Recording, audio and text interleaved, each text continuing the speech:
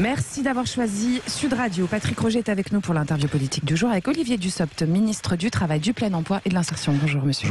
Bonjour à tous. Bonjour Olivier Dussopt. Ça ne chôme pas pour la majorité. Après la motion de censure, c'est l'enquête Uber Files qui met des bâtons dans les roues. Le tapis rouge d'Emmanuel Macron pour Uber, est-ce que c'est un scandale? Nous allons y revenir avec vous. Comme toutes les grandes questions sur le marché du travail, pourquoi une pénurie de main-d'œuvre? Que veut dire le plein emploi? Et puis la réforme aussi des retraites.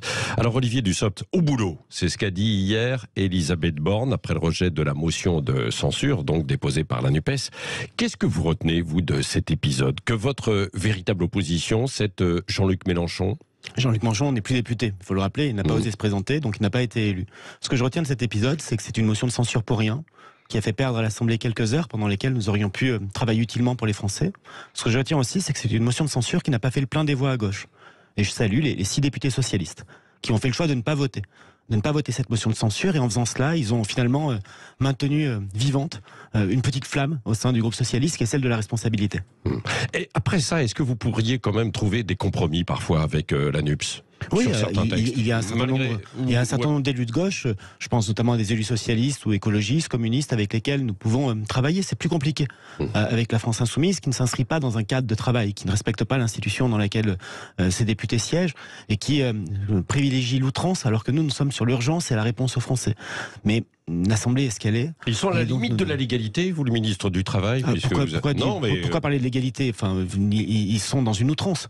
Je ne parle pas de légalité ou d'illégalité. Ils sont élus, ils sont légitimes pour cela, mais ils sont dans l'outrance et ils ne sont absolument pas dans la proposition ni dans la construction. Oui, alors l'opposition, dans son ensemble, réclame désormais une commission d'enquête dans l'affaire Uber Files. En clair, elle affirme qu'Emmanuel Macron, alors qu'il était ministre de l'économie, a tout fait pour faciliter l'implantation. Vous dites l'opposition dans son ensemble? Oui, c'est-à-dire RN, la NUPES, globalement, il y a même quelques voix en fait chez les LR qui s'interrogent. Le président de groupe a dit qu'il ne s'y associerait pas. Tout ça est ridicule. Enfin, à un moment, il faut quand même regarder de quoi nous parlons. Nous parlons d'un ministre de l'économie qui a rencontré une grande entreprise qui souhaitait s'installer en France. Et figurez-vous que comme ministre du Travail, je rencontre des organisations syndicales et des organisations professionnelles. Peut-être que j'aurai un jour un article pour expliquer qu'il ne fallait pas que je les rencontre. Emmanuel Macron a fait son travail. Il a participé, dans le cadre de la loi qui porte son nom, à l'ouverture du secteur des transports individuels. Et je pense que la qualité, à la fois des VTC, mais aussi des services de taxi, s'est améliorée depuis cet épisode. Et donc, c'est bon pour la France. Oui, mais est-ce qu'il n'est pas allé un peu au-delà, puisque c'était contre l'avis du gouvernement, en fait, à l'époque? Et puis, ces rencontres n'étaient pas véritablement à son agenda. Mais attendez. Donc, quand on est ministre, en fait, de l'économie. Arrêtons. Moi, je pose des questions. Non, donc, mais pardonnez-moi, mais vous posez des questions qui relèvent d'une forme de procès d'intention. Et si j'osais. C'est l'opposition, justement, qui pose, en fait, ces questions, etc. Et dans l'opposition, on dit est-ce qu'un ministre ne peut pas être un lobbyiste au service d'intérêt? Peut-être que vous allez me laisser en placer une pour répondre bien sûr, mais à des procès d'intention. À peine terminer mes questions. La première ministre l'a dit. L'opposition passe sa vie à mener les procès d'intention. Vous croyez véritablement que l'intégralité d'un agenda est publiée? Il y a un agenda public, il y a un agenda de rendez-vous, il y a un agenda qui relève aussi de la vie du cabinet du ministre. Aucun rendez-vous n'était secret. Quand je lis les articles du Monde, je note que les véhicules entrent par le 145 rue de Bercy. Il se trouve que j'ai passé 5 ans à Bercy. C'est l'entrée publique, il y a des douaniers, des caméras, une entrée officielle. Il faut arrêter de voir du mal partout. Le ministre de l'économie de l'époque faisait son travail. Les élus d'opposition saisissent je ne sais quel prétexte pour le remettre en cause. Et je souligne que le président de la République aujourd'hui, ministre alors, portait une loi qui était une loi transversale, qui a libéralisé les services d'autocar, il n'était pas ministre des Transports, qui a amélioré les services de transport tant en termes de VTC qu'en termes de taxi. Donc tout ça, très franchement, ne rime pas à grand-chose. Il a fait son travail. Il a fait son travail, quitte à déréguler en fait un système sans parfois des garanties. Par exemple, les méthodes d'Uber, vous les connaissez quand même. Est-ce que vous les accréditez, toutes les méthodes d'Uber? C'est-à-dire des petits boulots sans garantie, pas de contrat. Pardon, mais c'est aussi un peu ça. Attendez, c'est notre gouvernement qui a mis en place une régulation des plateformes et qui a mis en place la première élection professionnelle et donc de représentativité au sein des travailleurs des plateformes. Donc franchement, Il y a 1000 autres sujets, mais 1000 autres sujets. Nous sommes dans un moment où il y a une tension inflationniste. J'ai défendu hier avec 2 de mes collègues devant la commission des affaires économiques et celle des affaires sociales la loi pouvoir d'achat avec 30 milliards pour aider les Français, pour prolonger le bouclier tarifaire, pour revaloriser les pensions de retraite, comme le président de la République s'était engagé, pour revaloriser les prestations sociales, pour faciliter l'intéressement. Autant de sujets qui méritent 1000 fois plus d'intérêt que cette écume. Oui, pour vous, c'est de l'écume, c'était pas du tout un scandale, comme le disent en fait certains dans l'opposition. Oui, mais l'opposition cherche le scandale où il n'y en a pas. Oui. Bon, voilà, même s'il y a parfois... Donc il devrait y avoir une commission d'enquête ou pas? Les groupes d'opposition feront ce qu'ils veulent dans le cadre de leur droit de tirage. Oui. C'est la liberté des groupes d'opposition. Je répète que la priorité des Français, c'est leur pouvoir d'achat, c'est leur sécurité, c'est leur vie quotidienne. Oui. Ça n'est pas tout cela. Bon, un dernier mot. Celui qui est à l'origine quand même des Uber Files, Mark McGann, l'ancien lobbyiste d'Uber, explique avoir aidé personnellement Emmanuel Macron à collecter des fonds pour son parti, pour la campagne à l'époque. Qu'est-ce que vous répondez à cette hypothèse? Je n'en sais rien, et s'il a fait à titre personnel, il en avait le droit. Donc on peut s'amuser à considérer que tout ce qu'il dit... Oui, mais il peut y avoir collusion, conflit d'intérêts, d'influence. Vous pouvez m'expliquer dans la première partie que tout ce qu'il dit est vrai, qu'il faut le croire sans faille, et dans la deuxième, nous expliquer que quand il dit que c'est à titre personnel, ça serait faux. Pardon, soyez cohérents, soyez dit vrai, soyez dit faux. Tout le monde a le droit de participer à une campagne, tout le monde a le droit de participer à une campagne. Franchement, cet épisode sur les Uber Files, pour reprendre ce terme, vraiment c'est de l'écume. Je le répète, nous avons une priorité, c'est le pouvoir d'achat des Français et le quotidien des Français. Oui. Venons-en à la situation actuelle avec la pénurie de main-d'œuvre dans beaucoup de secteurs. Olivier Dussopt, vous qui êtes ministre de l'économie, plein emploi aussi, quelles mesures vraiment d'urgence vous pourriez activer? Nous avons déjà mis en place un plan de réduction des tensions sur les recrutements en octobre 2021. Et peut-être que si on passait moins de temps sur l'écume des choses, on mettrait aussi en valeur ce type d'action. C'est des fonds qui sont mobilisés, qui ont permis de financer la formation de salariés dans les entreprises pour leur donner des compétences utiles aux entreprises en proie à des difficultés de recrutement. C'est aussi un fonds et des fonds qui ont permis de financer des demandeurs d'emploi. Depuis octobre 2021, c'est un chiffre factuel, cela nous a permis d'accompagner, avec Pôle emploi notamment, le retour à l'emploi et donc l'embauche de 250 000 chômeurs de longue durée. Des gens qui étaient au chômage depuis plus de 24 mois consécutifs. Nous travaillons avec les organisations professionnelles pour à la fois travailler sur des questions de formation, sur des questions de recrutement. Et dans le cadre de ce plan de réduction des tensions, la Première ministre, Elisabeth Borne, m'a demandé de continuer, notamment à trouver des solutions avec les secteurs les plus exposés. Ils sont nombreux. Quels sont les secteurs? Parce qu'on a beaucoup parlé de l'hôtellerie, mais il n'y a pas que ça. Dans la comptabilité, c'est la même chose. Dans d'autres domaines. Vous dites vrai, il y a des secteurs qui ont un caractère saisonnier. Je note que, par exemple, il y a plus d'employés aujourd'hui dans le secteur de l'hôtellerie et de la restauration qu'en avril 2019, donc avant la crise Covid. Il y a des secteurs manufacturiers, il y a des secteurs dans le transport, la logistique, dans la question de la sécurité privée. Donc les secteurs sont très nombreux et très divers. Mais il y a des explications à cela. Et ça fait partie des choses qu'il faut souligner. Entre l'avant-crise, c'est-à-dire janvier 2019, et aujourd'hui, la France compte 750 000 emplois dans le secteur privé supplémentaires. C'est une bonne nouvelle. C'est ce qui explique que le chômage a baissé, que le taux d'emploi a augmenté. Ça crée aussi des tensions. Vous ajoutez à cela des périodes de confinement pendant lesquelles un certain nombre de salariés de tel ou tel secteur ont fait des choix de vie différents, et ça peut provoquer des tensions de recrutement.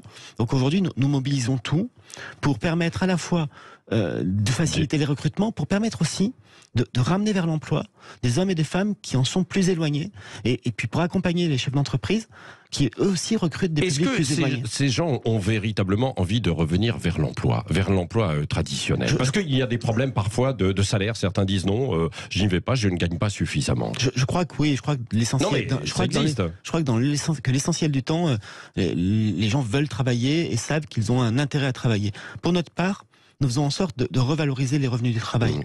Dans le projet de loi que j'ai défendu hier, c'est le triplement des plafonds de la prime exceptionnelle de pouvoir d'achat. C'est faciliter l'intéressement. Nous avons une discussion avec l'ensemble des groupes de la majorité, mais aussi une partie de l'opposition, je pense au groupe LR, sur la question de la fiscalité et de l'assujettissement aux cotisations sociales, des heures supplémentaires, pour voir comment nous pouvons faire mieux et comment nous pouvons faire plus. Pour aller au-delà en fait des primes, quelles que soient les primes, et puis primes d'intéressement ou pas, pour que ce soit des salaires. Faire en sorte que les revenus du travail soient revalorisés et toujours revalorisés. Qu'est-ce que vous pouvez faire? Est-ce que ça doit aller aussi vers une baisse des cotisations?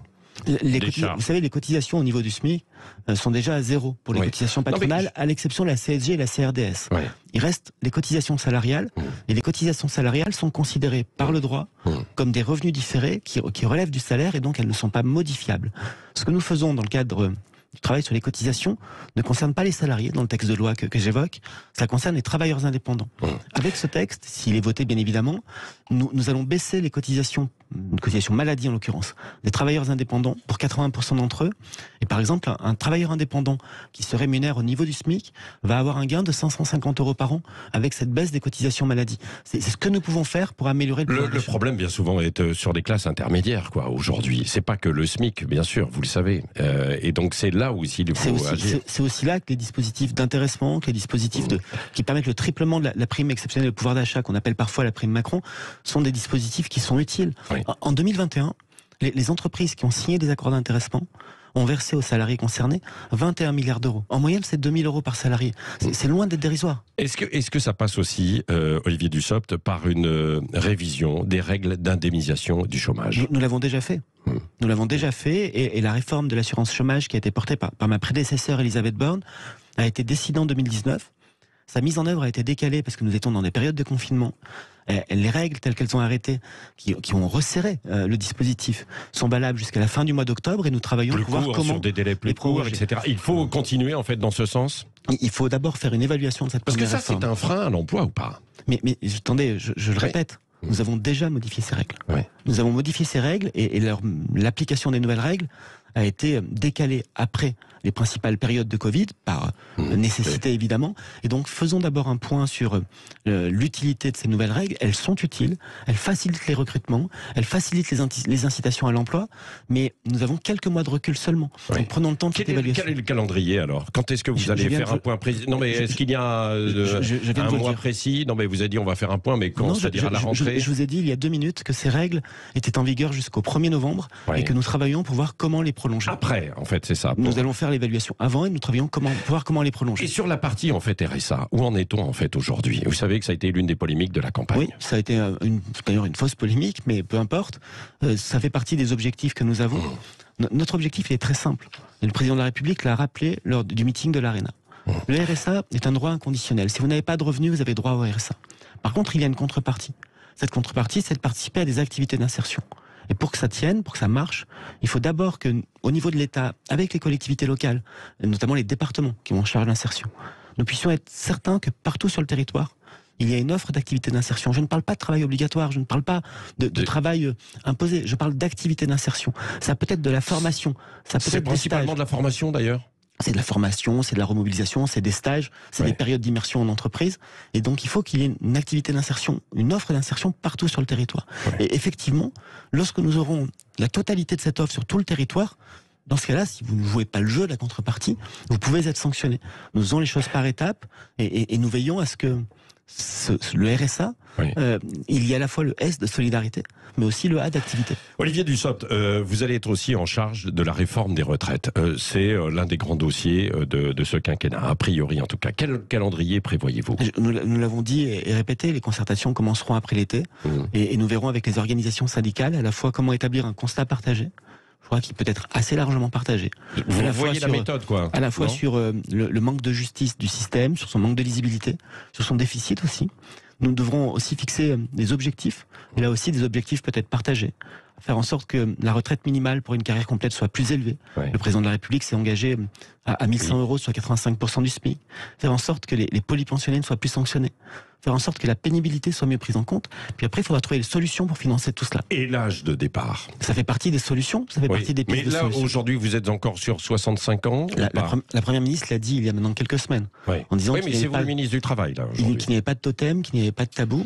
Nous, ce que nous voulons, c'est un système qui soit plus juste et plus lisible, mais qui soit aussi responsable, c'est-à-dire équilibré. Plus de totem, ça veut dire qu'on pourrait revenir à 64, 63 ans. Vous savez, mais il y aura des négociations, c'est ce que vous dites, bien sûr. Si on veut qu'un débat aboutisse, il ne faut pas en décider des conclusions avant qu'il ait été ouvert. Sauf que la couleur avait été annoncée, mais pendant la campagne des présidentielles, 65 ans. Le président de la République a aussi dit qu'il était ouvert aux solutions alternatives. Donc, laissons le débat se dérouler, prenons le temps de ce débat.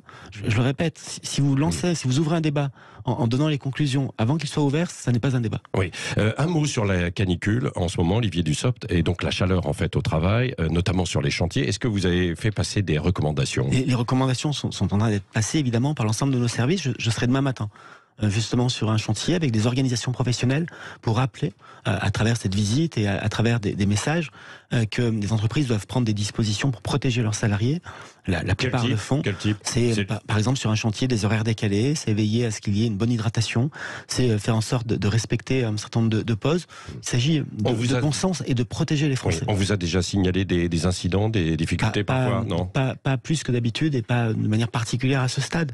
C'est un appel à la vigilance pour que les salariés, et notamment ceux les plus exposés à la chaleur, soient protégés et que leur sécurité et leur santé soient assurées. Merci Olivier Dussopt, ministre du Travail, du Plein Emploi et de l'Insertion, était l'invité ce matin de Sud Radio. Merci.